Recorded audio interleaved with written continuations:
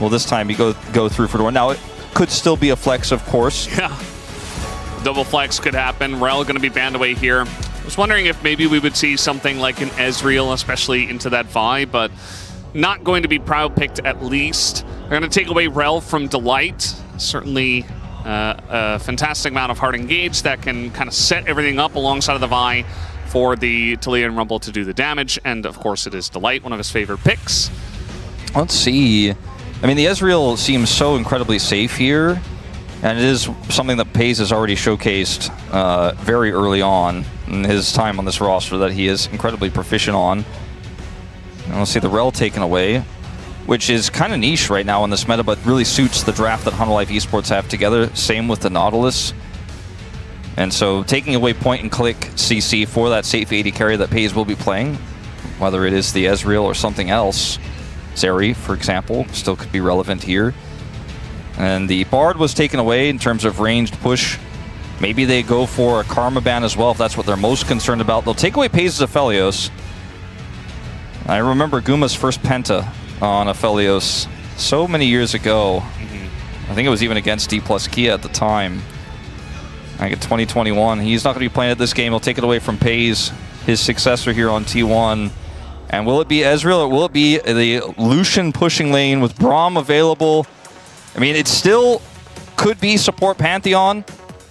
We're going to find out everything in just a moment with that 5th pick. And this is how you use that 5th counter pick as T1 to the fullest of his potential. Especially because, you know, all of them can play whatever champ that you are flexing. Thinking about the Corki here has definitely been very powerful as, you know, a first game and Fearless kind of pick. It can go essentially with anything. It spikes really hard on 2 items. And it's just a strong pick nowadays. Doesn't necessarily need a specific support, although they could pick up the Nami. Nico available. And that has historically been one of the strongest lanes that you could go for here. Delight's no stranger to the pick. The Nami has been more standard. The Alistar gives you a really strong front line that I think they pretty desperately need if they're going to look for late game team fights into this draft here for T1. It is going to not be the lane power that I think they're expecting us. This is a throwback. Okay. Well, it will be Pantheon going to the jungle here, the Ambessa top, and the Milio to give some extended range and lane power.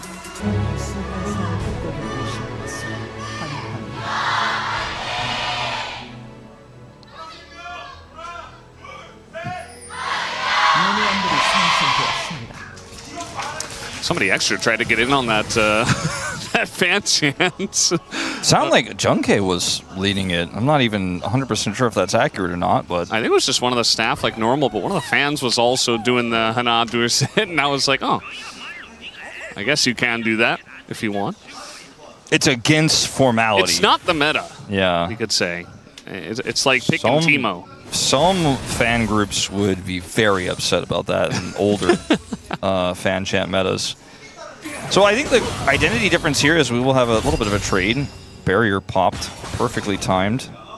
The identity of these comps is really interesting because today we've had in our first series like scaling kind of in a little bit more frontline favored drafts into, you know, the draft that looks for single target pick. The single target pick is there for HANWHA in this draft, but they did end up with the Alistar.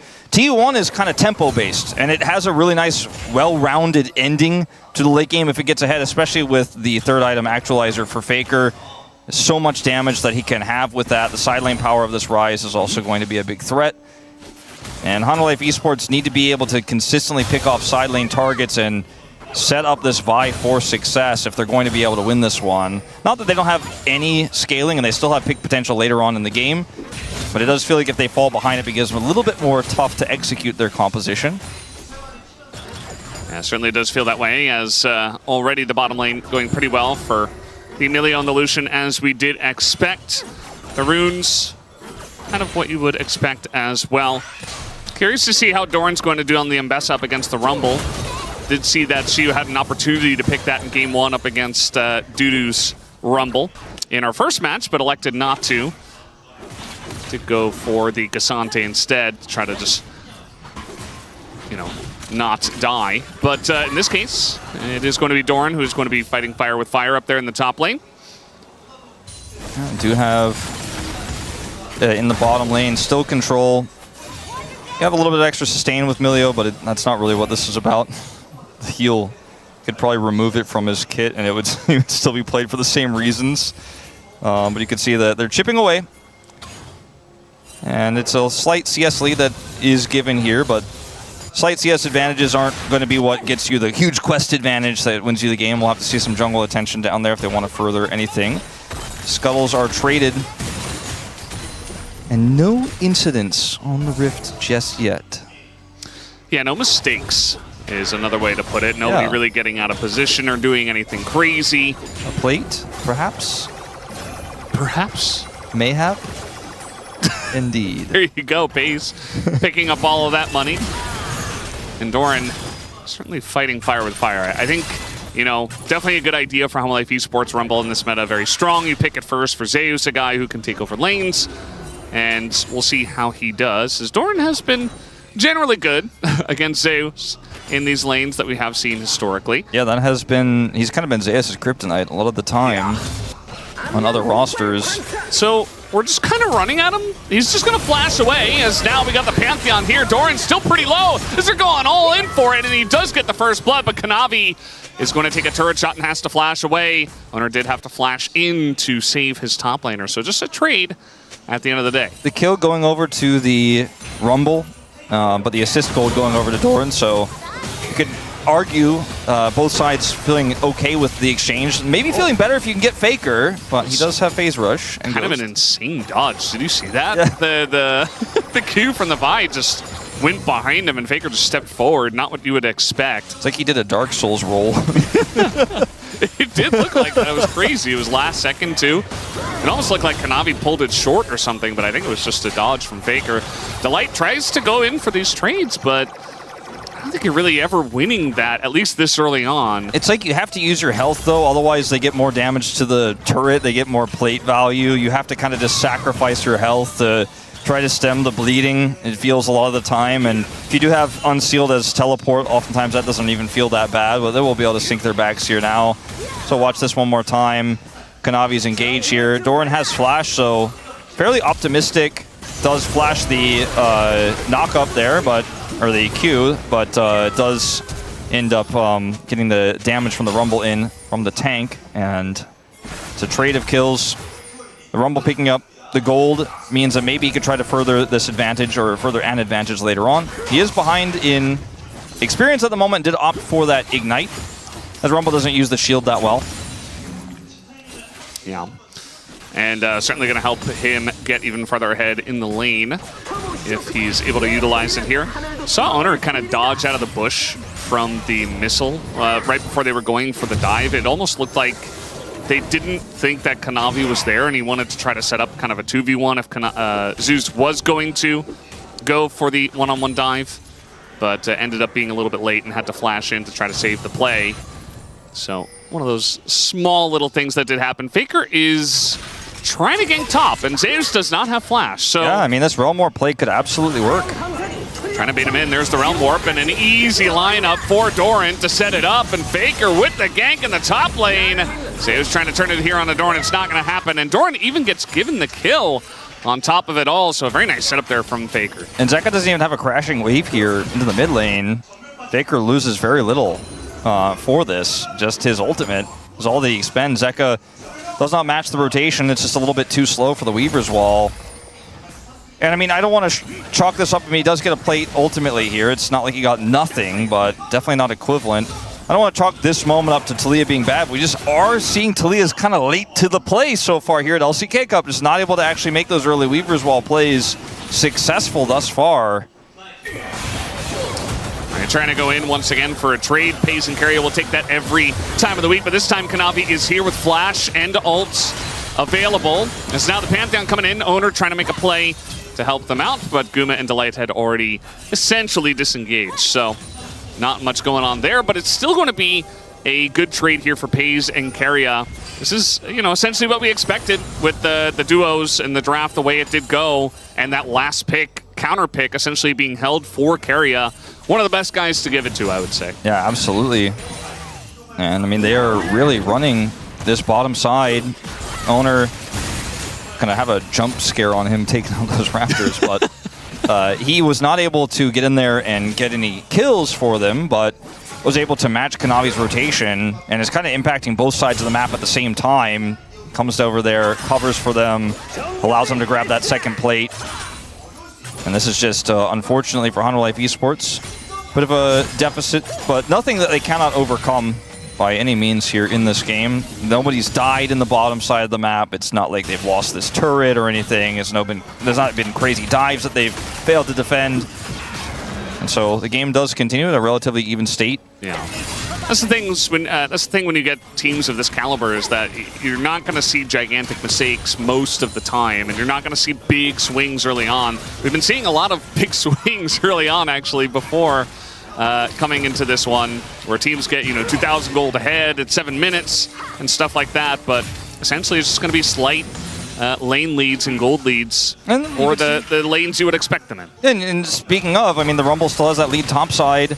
And so Kanavi, knowing that Owner used his ultimate on the bottom side of the map and cannot come over and match him there, takes the Grubs out in a very decisive way there, gets all three, so denies some side lane power here to T1, as well as bolstering some of their own. Not the strongest side lane composition, but Grubs are always important. Even impact what you can do after a team fight. It might be the difference whether you get a mid turret or not.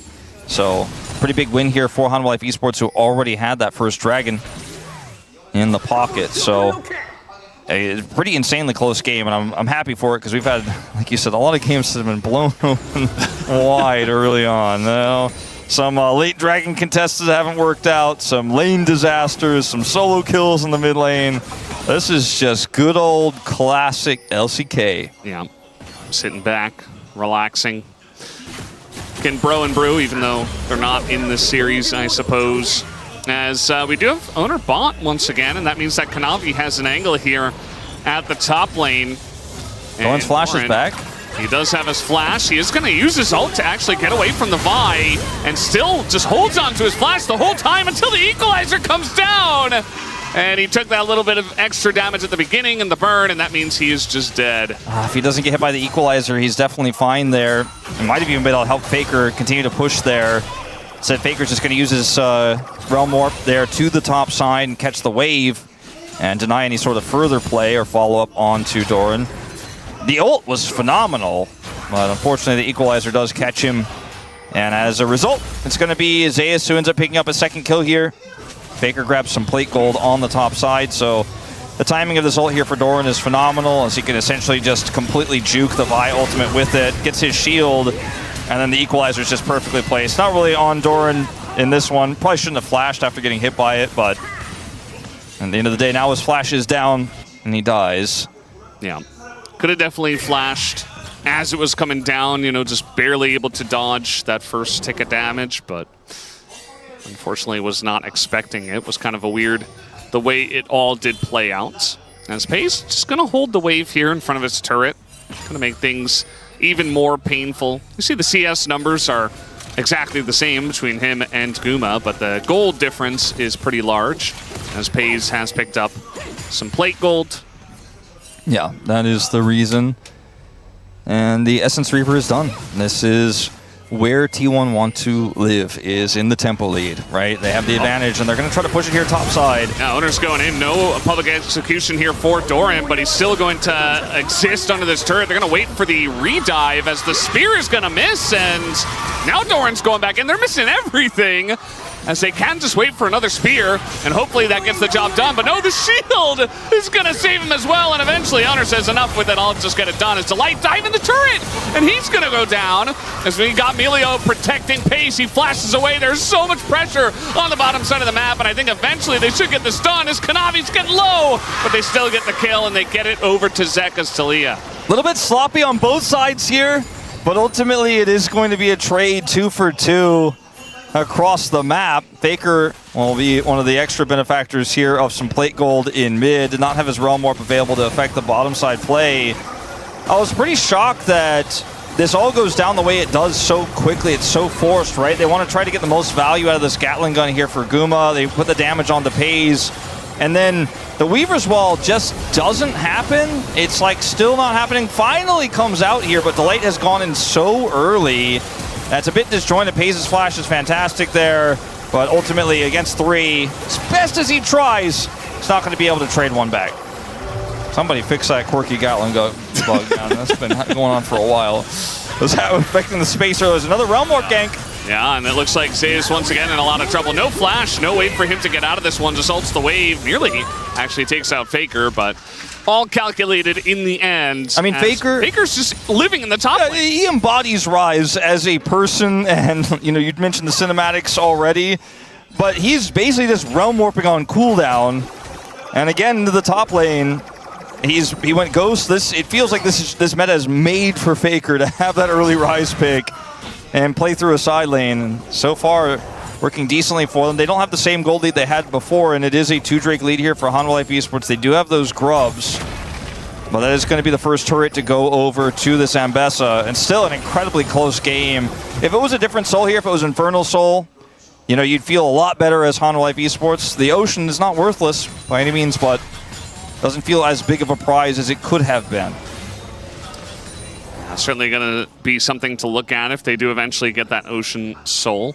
Can help a little bit against, you know, like a culling and stuff like that, but a lot of the damage from T1 will be committal, as this is the setup, just a straight up, you know, old-fashioned from the river Realm Warp, and ZEUS just doesn't have flash, so he's just dead. Yeah. And you know, Zeka was trying to control the bottom brush with control vision and was pretty far away. Faker took his opportunity to roam up and find that Realm Warp angle. And so that is that. Gold lead now up to 1,200 here for T1. As that turret goes over. Vandal Pipes built here for Delight. As we do have Shurelya's instead of any of the healing tech. And they could have gone for here, which I do like, because speeding up this composition will definitely make it a lot more potent, and they can snowball a lot better with it. Essence Reaver, no longer an item advantage over Guma, but still incredibly strong at this moment in time for FaZe. Dead even in gold, really, between these bottom laners, but the spike is there for FaZe. Guma's going to come online a little bit later. Yeah. It's that second item. Still props to Guma and Delight just being able to get out of what is a very annoying lane for the early parts of the game, and then eventually hopefully scaling up to see exactly what Corki can do. As we do have, well, we had Kanavi. Oh no, he's going to stick around actually. Maybe thinking about going in onto Doran, as Owner is nearby and ulting in, as it's just going to be a straight up 2v2. The equalizer pretty good, but not good enough. As ends up being just Owner getting there first, landing the CC, and unfortunately Kanavi couldn't do much after his lane mate died. Yeah, I mean, Owner shot first, and that's the end of the exchange there. Just cannot win it alone. The person down so quick. This is that Essence Reaver, and it hits. Got to be careful when he doesn't have his Alistair nearby. Looking for the knockback here on Akaria. It's going to get him to use his ult at the end of the day. Yeah, that was actually a lot committed to defend there, but it is successful. And, you know, the ultimate there from Keria comes out, but you could really feel this Milio-Lucian combo at work here in these razor-thin margins where Delight just isn't quite there to peel. And he's like, I'm going in, I've got barrier, and I will just push Guma out of the lane. Shove this wave through. Doesn't get a kill, but man, they have a lot of silent pressure. Look at the top wave. Bottom wave was controlled again by T1. As Doran is like the target. Man, get that Gatling gun out of here. Thanks, Fearless. Anyway, you see the ultimate comes through from Owner, as you already pointed out. You basically explained this already. They strike first. That Gatling gun on silent mode, man. It's a theater in here trying to. Well, they do have 2 items now for FaZe, as he gets the Navori Flicker Blades, and now the Lucian even stronger. Was already strong, but you know, just item by item, especially because Guma has not finished his Muramana and is pretty far away from doing so. They bait him in though. FaZe in a lot of trouble as he flashes and he still dies. And even with Owner coming in, not able to save him, the TP not ending up doing too much, but at least pushes Doran away. Let's see what choice they make here now, because the Herald has spawned. Dragon's up in 25, but it's not up yet, so this is kind of awkward. They get a really nice punish here, but what can they use it for? I mean, the gold itself is really nice. Pulling that Lucian off the map is going to give them prio, and it looks like they're looking for Soul Point here. Let's see if T1 opt to match, because Faker does not have teleport. Obviously, he took the Ghost, and he doesn't have his Realm Warp. He's still in the area. As this is a really razor-thin margin that HANWHA Life Esports had as FaZe is running over, and it looks like they will just get this Dragon here. Owner looking for potential contest. Yeah, we'll have to just wait and see if they go for the fight afterwards. Doesn't look like Owner's going to be able to do much there. As the equalizer's great in the choke. Owner puts up the shield, but immediately dies afterwards. So a little bit of a bonus treat for HANWHA Life Esports on top of the Dragon, as they pick up the enemy jungler as well. This is a huge win for HANWHA Life Esports. They get the soul point, they get the kill on the jungler, who's just, you know, trying to see if he can get a spear steal, and is unfortunately just a little bit too close to the sun. Doran will be able to avoid this shove, so he's going to be totally fine. But T1 with the recall timers are going to try to rush down this Herald despite not having a jungler, and it looks like it's going to work out for them. There's no vision on this either. As we go back into this, FaZe steps forward here. Kanavi off vision. And they had control vision in the river. They thought that was enough, but the engage range of the Vi a little bit higher than I think FaZe calculated there. So he ends up going down, and this leads to a Dragon take. Now T1 look for an optimistic contest. Like, is there an angle here? Not really. Owner drops the spear. It gets dropped on by Delight. And there's just too much CC here. Puts up his shield, but can only delay the inevitable. Yeah. Delight's Alistar. You know, they banned the Rel, they banned the Nautilus, but the Alistar comes out, they work their way through lane, and now he's just going to be a menace the entire game. He offers that front line, also offers another source of engage alongside of the Vi, and a very safe one at that, because, of course, it is Alistar. So, bit of a back and forth in terms of the gold difference over time, but now we're very much even in this game in terms of gold. HANWHA Life Esports, though, with 3 Drakes plus 3 of the Void Grubs, does mean it feels like they are slightly ahead at this point. What I think about most right now is what can Faker get done in the next 3 minutes and 20 seconds, right? Because he has the Actualizer as his third item, likely. We've seen a few different variants, but probably will build it. And of course, those Rod of Ages ticks will come through here in just under 4 minutes time, and then he'll get an extra level. And he's going to be a big secondary damage threat, because FaZe no longer ahead in gold, but still feels like he's ahead in terms of his power level right now over Guma. A lot can go wrong. Obviously, you can overstep and get caught in the mid lane, as we saw just moments before.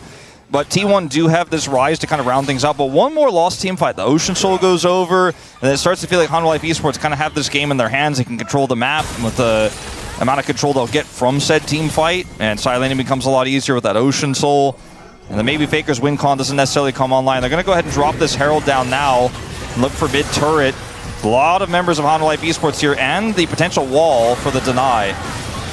Yeah, Cullen comes through, there's the wall, and it is going to be timed, actually. Okay, well, not quite as good as what we saw earlier. I guess he was scared to actually hit the turret, you know? Like, he saved it, he didn't allow it to run into the wall, so he's going to keep HLE here for a little bit longer, but he's not going to do what we saw earlier from Career and actually ram it into the turret. Ultimately, a successful defense here for HANWHA Life Esports. They don't even get the Crystalline Overgrowth proc on the turret. HANWHA Life handling that very well. And it's just Faker going straight back to sides up on the top side of the map. And this Lucian is no longer able to just walk up and kill pressure Guma. Like, he can trade with him, and the Muramana will transform soon. But if he goes too far forward, he's already been caught once. He will see Kanavi on this ward. We'll think twice about pushing up any further. But now, HANWHA Life Esports have stabilized. You know, the 2-item spikes here for the Corki. Guma's probably sitting on a decent amount of money. He's backing right now. And this game gets a lot more interesting from here. T1, I think, did not quite get enough out of the lead that they had and the tempo advantage. And I think it all comes down to that pick onto Pace, where he kind of got baited in. That might be one of the moments that T1 look back at as kind of the table-turning moment for HANWHA Life Esports. Yeah, you can see there's a ward there now. Yep. That spot that Kanavi came out of. But at the end of the day, just, again, that slight lead for HLE, and they're going to be looking for this Ocean Soul in 1 minute. Even going to steal some of the Raptors, continue to put on some vision pressure over here. There is nice 1 ward of vision in the river for T1. And if you're playing Rise with no teleport, obviously with home guards, you can get back to sides quickly, but you have to play so defensively. Look at how careful Faker is right now on the bottom side when all this vision control is there for HANWHA Life Esports. He doesn't want to push up and try to kill that turret because Kanavi could be lurking, and in fact he was. If you die there and you don't have TP, you can't get back to the Dragon fight, so he just has to kind of sit back, catch the waves. He is on the opposite side of the fight now, and they have cleared some of that vision. This very well may be the game-deciding fight here if HANWHA Life win it decisively. As T1 need to be very careful about this setup. All summoners up. Flash for everyone on the Rift. Well, you were just talking about this, but this time T1 are here for Faker, and they're in the river first, which means that Kanavi can't overextend into that. We got the Realm Warp. They're trying to fight, actually, as Guma is going to Valkyrie into the wall. And now they engage here on a Kanavi. It feels like HLE not exactly playing together, but a nice knockback here on the Owner.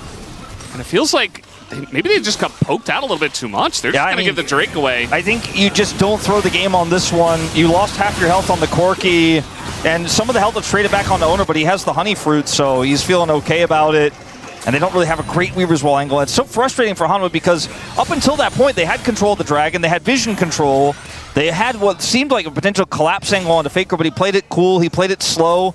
They were able to wrestle that vision back away and get their first Dragon of the game. They'll also pick up this additional turret here on the bottom side for the Mbessa, who's a full level up on ZEUS in this game, has spent a lot more time farming. You can see it in the CS, you can see it in the gold lead.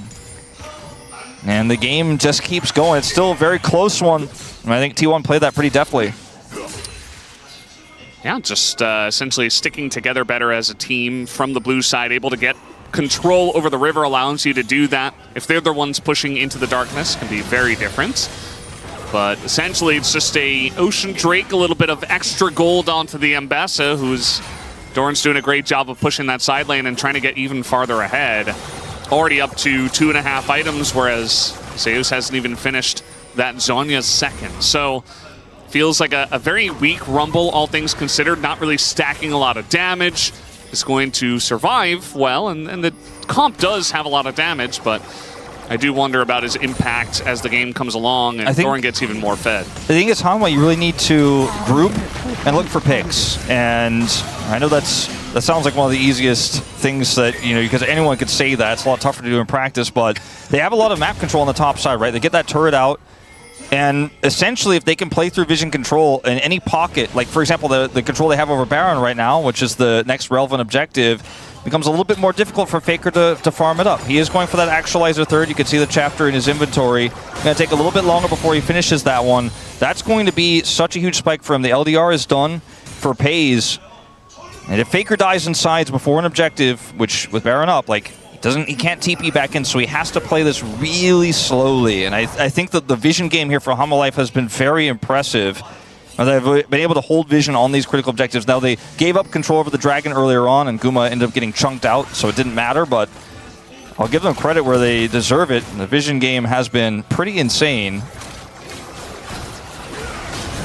Yeah, it definitely has been. It's been mostly a fight for vision in this game, to be honest. I mean, with these two teams, you can really feel the cheaper control wards for the supports. It really feels like that is the main battle, and they're just constantly chucking two in and fighting over every single control ward, as you can see here. And HANWHA Life maintain control with their dive comp here of the Baron. That's definitely been good plays so far. Faker, nice shout to just back away, but that does mean that HLE are going to be getting even more golds in the side lane. Pays trying to match that in mid as his jungler.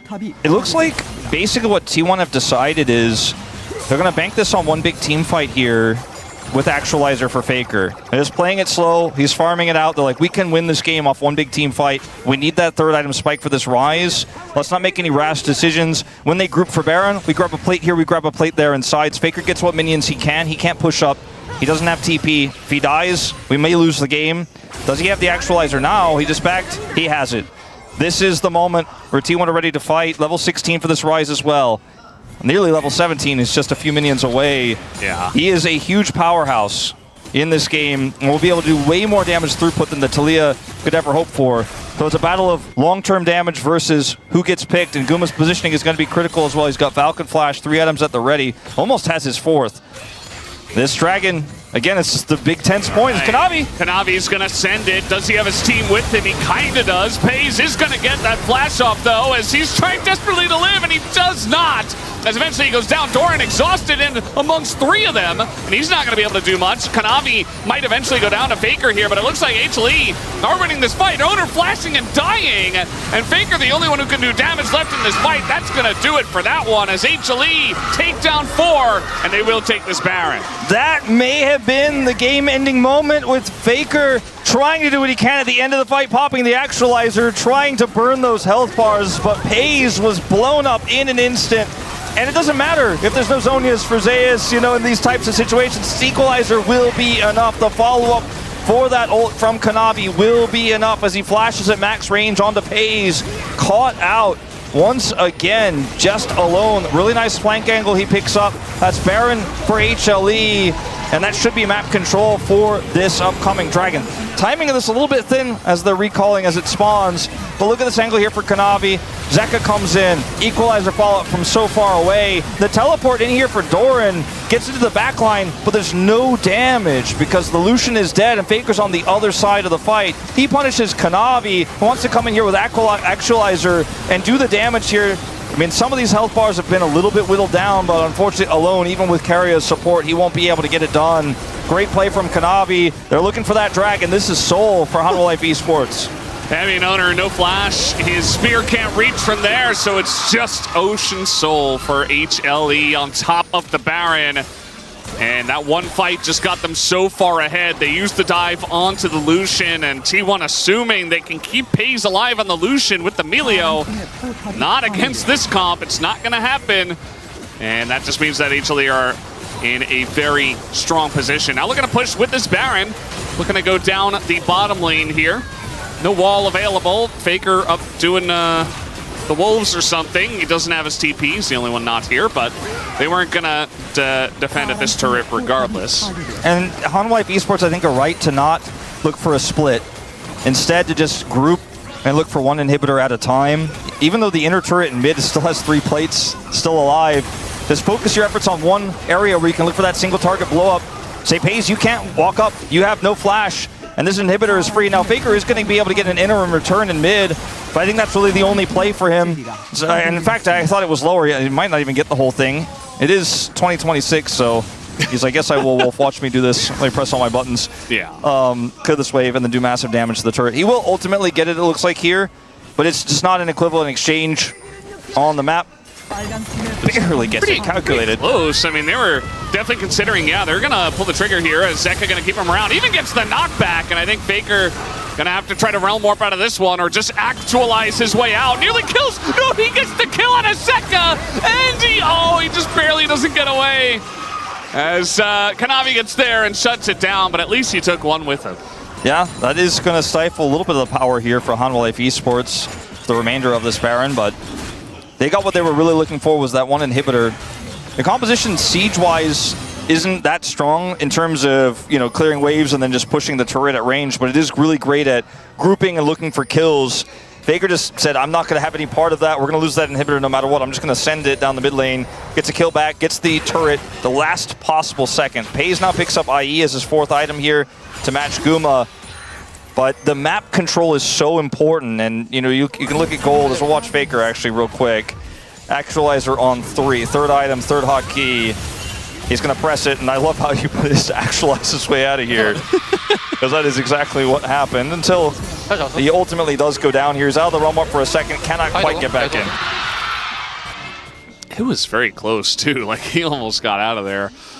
But at the end of the day, as you mentioned, it was kind of like little consolation prize for Faker. He gets the inner, he does get a kill on his way out, and yes, he's strong, but it just feels like the 80 carry difference in this one in terms of how fed Guma is and how much protection he has, and it just feels like he can essentially do whatever he wants, because not only do they have a very strong front line, but they also have tons of engage that takes all of the focus off of the Corki. And if you try to engage as owner onto the Corki, first of all, it's going to require a lot more map control than what they have.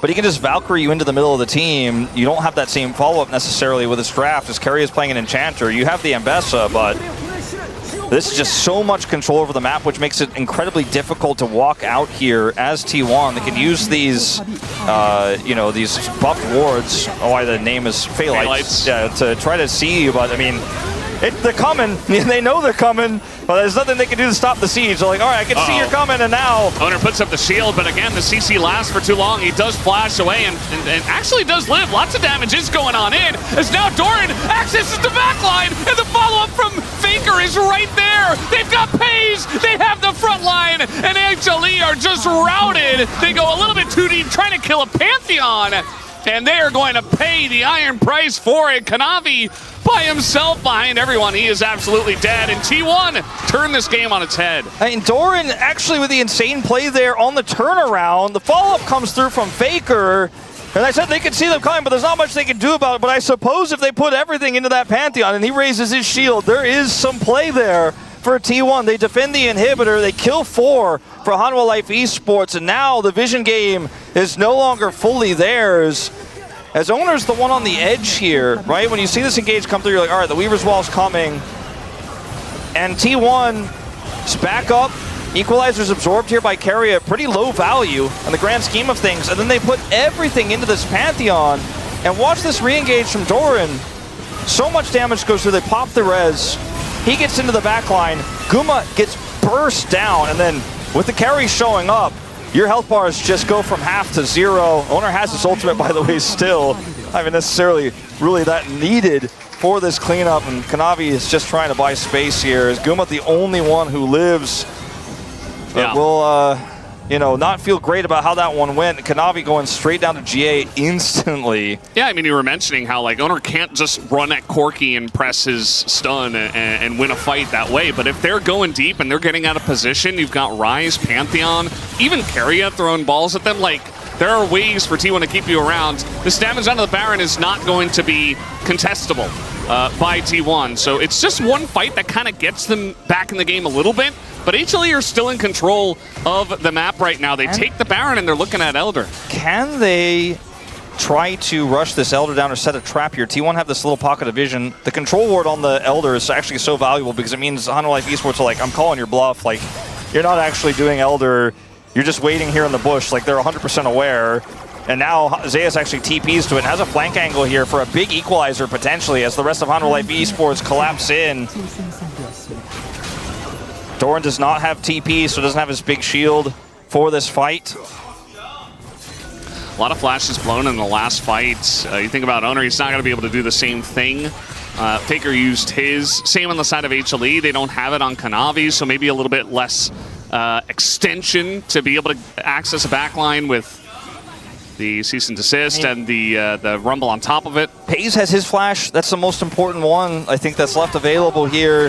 T1 are spending a lot of this Baron time of HANWHA just kind of grouping on Elder and taking that prio away. But eventually they will have to pay the piper. HANWHA do get that prio back, and Baron is way less valuable than the Elder buff. If they can get it. Oh, very close, actually. Might have forced Owner to shield preemptively. Every second T1 could buy is huge, but eventually this Elder is started. Their inhibitor respawned. Owner dodges a second shove here, but they're gonna have to roll warp in. Wait, they're just going in. They're getting a better position actually as a team. The equalizer does an insane amount to Carrier, but only Carrier Delight is gonna zone them away essentially by himself, and he's Alistair, and the double knockback is gigantic. They have the Elder on top of it. Pays trying desperately to hold on, but it just doesn't look like enough. With Elder Dragon, you have to imagine HLE can end this game. Pays against the world here. He's going to attempt the recall, but I don't think this has a happy ending. There's just no way. He's trying to kite it out, but the burn with the Rumble and the Zhonya's is enough, and it looks like HLE have done it. They will look to push and end game number 1. Fantastic game of League of Legends between these two teams. Pays caught a few too many times in this one, though, on the Lucian, giving HANWHA Life Esports enough control. We were praising his control of the 2v2, but as you pointed out several times, Guma and Delight handled it really well in this game. And Kanavi ends up finding the right picks at the right time. Faker trying his best to side, got the Ryze online, but HLE will reign supreme here in game number 1. And a decisive victory at that. Just